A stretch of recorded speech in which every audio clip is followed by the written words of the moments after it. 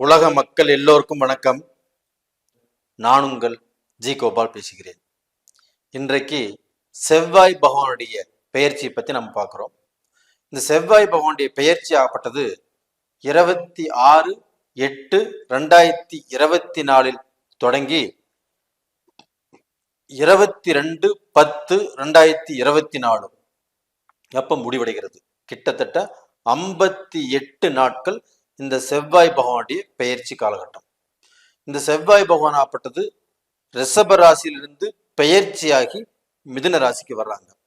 அப்படி மிதுன ராசிக்கு வரக்கூடிய இந்த செவ்வாய் பகவான் ஆப்பட்டது அதே மிதுன ராசிக்காரங்களுக்கு என்ன செய்வார், என்ன செய்ய போகிறார் அப்படிங்கிறதான் இந்த பதிவுல நம்ம பார்க்கிறோம்.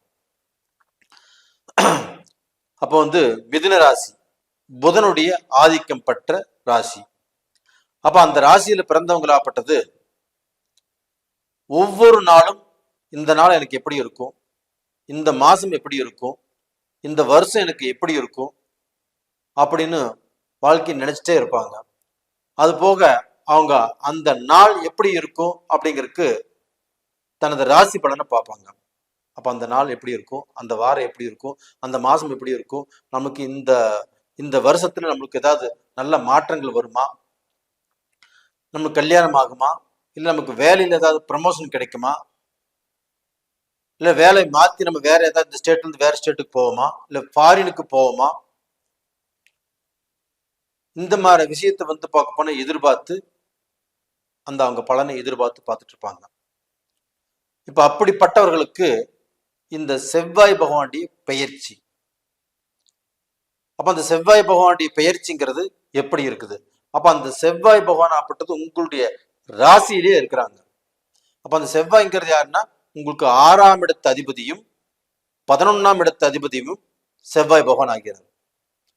அப்ப அந்த செவ்வாய் பகவான் ஆப்பட்டது உங்களுடைய ராசிக்கு என்ன செய்வார் அப்படின்னா, இப்ப 6ஆம் இடத்து அதிபதி நம்ம ராசியில வந்திருக்கிறாரே, நம்மளுக்கு ஏதாவது பாதகம் செஞ்சிருவாரா அப்படிங்கிற பயம் உங்களுக்கு இருக்கலாம். ஆனால் கண்டிப்பாக பாதகம் செய்யக்கூடிய வாய்ப்பு உங்களுக்கு இல்லை. ஏன் சொல்றேன்னா, அந்த குரு பகவான் ஆப்பட்டது உங்களுக்கு 6ஆம் இடத்தையும் பார்க்கிறாரு, 8ஆம் இடத்தையும் பார்க்கிறாரு. இதனால உங்களுக்கு பாதகமான செயல்கள் இந்த வருடத்தில் உங்களுக்கு வருவதற்கு வாய்ப்புகள் இல்லை. கடன் பட முடியாது, அடுத்தவங்க பிரச்சனையில் சிக்கிக்க முடியாது, ஒரு விபத்து ஆகாது, ஒரு ஆக்சிடென்டே ஆனாலும் தலைக்கு வர்றது தலை பாகையோடு போயிடும், கடன் வாங்கிட்டு நம்ம ஊருட்டு ஓடி போயிட மாட்டோம். இந்த பிரச்சனைகளில் எல்லாத்தையுமே சால்வ் பண்ணக்கூடிய அளவுக்கு உங்களுடைய நேர காலங்கள் நல்லா இருக்குதுன்னு சொல்றேன் நான். அப்ப இந்த செவ்வாய் பகவானுடைய பெயர்ச்சி எப்படி இருக்கும் அப்படின்னா, அந்த செவ்வாய் பகவான் உங்களுடைய ராசியில இருந்துட்டு 4ஆம் பார்வையாக உங்க ராசிக்கு 4ஆம் இடத்தை பார்க்கிறாரு. அதுவும் புதனுடைய வீடு கன்னி. குரு பகவான் ஆப்பட்டது தனது 5ஆம் பார்வையாக ரிஷபத்திலிருந்து உங்க ராசிக்கு 4ஆம் இடத்தை பார்க்கிறாரு. அப்ப அந்த குருவும் செவ்வாயும் 2 பேரும் ஒரே இடத்தை பார்க்கறதுனால குரு மங்கள யோகம் அப்படிங்கிறது மிதுன ராசிக்காரங்களுக்கு கிடைக்குது. அதுவும் எந்த இடத்தை பார்க்குது, 4ஆம் இடத்தை பார்க்குது. அந்த 4ஆம் இடம் என்பது என்ன, தன்னுடைய தாய் சம்பந்தப்பட்டது. அப்ப தாய் வழியில் இருக்கக்கூடிய பிரச்சனைகள் தீரும், தாய்க்கு உடல் பிணிப்பீடைகள் இருந்தாலும் தீரும், தாய்க்கும் உங்களுக்கும் மனஸ்தாபங்கள் இருந்தாலும் தீர்ந்து நீங்க 2 பேரும் எல்லாமே ஒண்ணு சேர்ந்து வாழக்கூடிய அளவுக்கு வாய்ப்புகள் இருக்குது. 2வது பாத்தீங்கன்னா, வண்டி வாகனம் சம்பந்தப்பட்டது கண்டிப்பாக இந்த டயத்துல நீங்க மாத்தலாம். புதுசா கார் வாங்கணும்னு நினைக்கிறீங்களா, தாராளமாக வாங்கலாம். நான் ரொம்ப நாள் ஆசைப்பட்டு இருக்கிறேன், நான் கார் வாங்கணும்னு சொல்லி இந்த மாசம் நான் கார் வாங்கியே தீரணும் அப்படின்னு முயற்சி பண்றீங்களா, அது கண்டிப்பாக நடக்கும். உங்க பழைய காரை புது காரை மாத்தணும்னு நினைக்கிறீங்களா, நடக்கும். உங்களுடைய பழைய பைக்கை புது பைக்கை மாத்தணும்னு நினைக்கிறீங்களா, அதுவும் நடக்கும். அது போக டிராவல்ஸ் வச்சிருக்கிறீங்களா, வண்டி வாங்கி விட நினைக்கிறீங்களா, கண்டிப்பாக இந்த டயத்துல நீங்க ஆசைப்பட்டால் நடக்கும். அப்ப அந்த வண்டி வாகன தொழில் நீங்க செய்யறீங்களா, விவசாயம் சம்பந்தப்பட்ட விஷயத்துக்கு வண்டிகள் உபயோகப்படுத்துறீங்களா, அதுவும் செழிப்பாக இருக்கும். இது போக அந்த 4ஆம் இடத்தை குருவும் செவ்வாயும் பார்க்கறதுனால பூமி சம்பந்தப்பட்ட விஷயங்கள் உங்களுக்கு ஒர்க் அவுட் ஆகும். நீங்கள் பூமி வாங்கலாம். வீடு என்னால் கட்டவே முடியல, நான் ரொம்ப வருஷமா நான் முயற்சி பண்ணிட்டு இருக்கிறேன். எனக்கு 40 வயசு ஆச்சு, எனக்கு 50 வயசு ஆச்சு. இன்னைக்கு வரைக்கும் அந்த சொந்த வீட்டிலேயே உட்கார முடியல என்னால. அந்த சொந்த வீடுங்கிறது எனக்கு ஒரு கனவா இருக்குது. அந்த கனவு எனக்கு நினைவு ஆகுமா அப்படின்னா கண்டிப்பாக இந்த காலகட்டத்துல சொந்த வீடு இல்லாதவங்களுக்கு, கண்டிப்பாக இந்த மிதுன ராசியில பிறந்தவங்களுக்கு கண்டிப்பாக சொந்த வீடு அமைஞ்சே தீரும். இது போக சொத்து வாங்கி போடுறவங்க, பில்டிங் கட்டி விற்கிறவங்க, ரியல் எஸ்டேட் பண்றவங்க, ப்ரமோட்டர்ஸ், இவங்களுக்கு எல்லாத்துக்குமே இந்த பீரியடு மிதுன ராசியில் பிறந்தவங்களுக்கு அற்புதமாக இருக்கிறது. இது போக பார்த்தீங்கன்னா உங்க ராசியில் இருக்கக்கூடிய செவ்வாய் பகவான் உங்களுடைய ராசிக்கு 7ஆம் இடத்தை பார்க்குறாங்க, குருவுடைய வீட்டை. அப்ப அந்த செவ்வாய் பகவான் அப்படிங்கிறது யாருன்னா ஒரு பெண்ணுடைய ஜாதகத்துல கணவரை குறிக்கக்கூடிய அந்த அமைப்பு அந்த செவ்வாய் பகவானுக்கு இருக்குது. அப்ப அந்த செவ்வாய் பகவானே 7ஆம் இடத்தை பார்க்கறதுனால கண்டிப்பாக மிதுன ராசியில் பிறந்த பெண்களுக்கு திருமண தடை இருந்தாலும், திருமணத்தை எதிர்நோக்கி இருந்தாலும், காதல் பண்ணிட்டு இருந்தாலும் கண்டிப்பாக அவர்களுக்கு நல்ல வாழ்க்கை அமையக்கூடிய காலகட்டம் இந்த பீரியடு. அப்ப இந்த பீரியட்ல கண்டிப்பாக பெண்களுக்கு கல்யாணம் ஆகுதுன்னா நல்ல கணவர் கிடைப்பாரு. அவங்க மூலியமா உங்க வாழ்க்கை நல்லபடியாக இருக்கும், நல்ல சந்தோஷமாக வாழலாம். ஏன்னா செவ்வாய் பகவானை அந்த 7ஆம் இடத்தை பார்க்கறதுனால. அப்ப டோட்டலா பாத்தீங்கன்னா உங்க வாழ்க்கையில நல்ல உங்களுக்குன்னு சில கற்பனைகள், சில கனவுகள், சில எதிர்பார்ப்புகள் இருக்கும். அது எல்லாமே பூர்த்தி ஆகும்.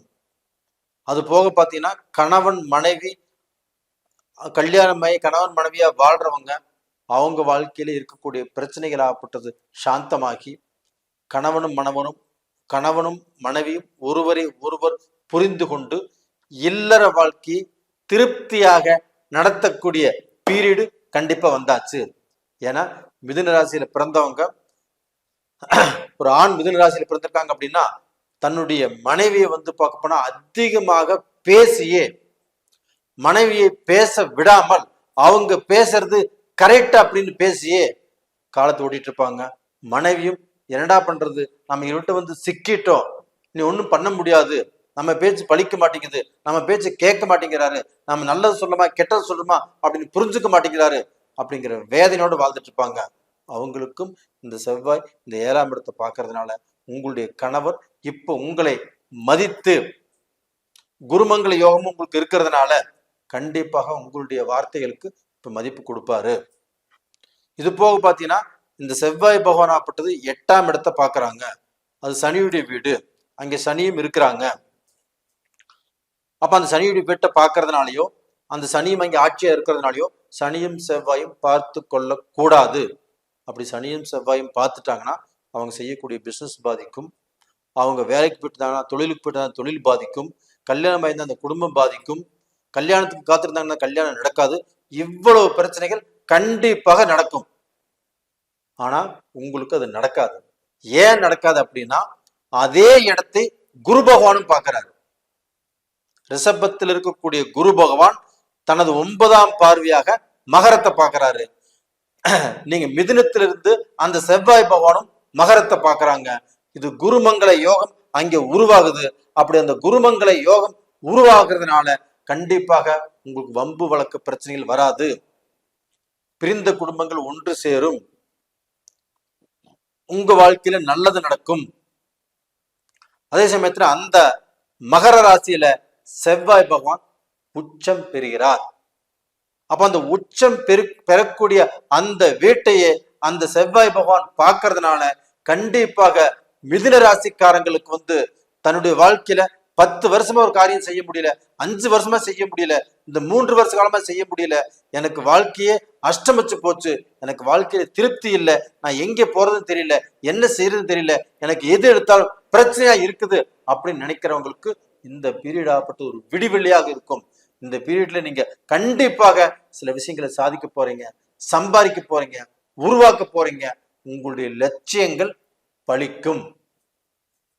அப்ப டோட்டலா பாத்தீங்கன்னா மிதுன ராசியில பிறந்தவங்களுக்கு இது மிகப்பெரிய ஒரு விடிவு காலம். காரணமாகப்பட்டது உங்களுடைய 8ஆம் இடத்தை குருவும் செவ்வாயும் பார்க்கறாங்க, குருமங்கள யோகம். அங்கே செவ்வாயும் உச்சமாக இருக்கிறாங்க, இதுவும் ரொம்ப சிறப்பு. உங்க 4ஆம் இடத்தையும் குருவும் செவ்வாயும் பார்க்குறாங்க, குருமங்கள யோகம்.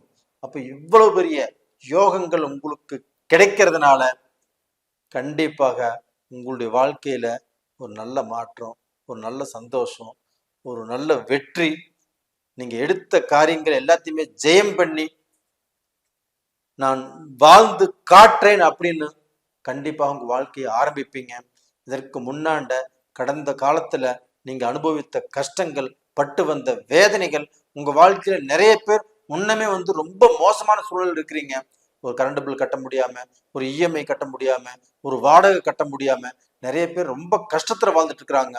அவங்க வேலை செய்யறதுக்கு திறமை இருந்தும் அறிவு இருந்தும் சரியான வேலை கிடைக்காம இருக்கிறாங்க.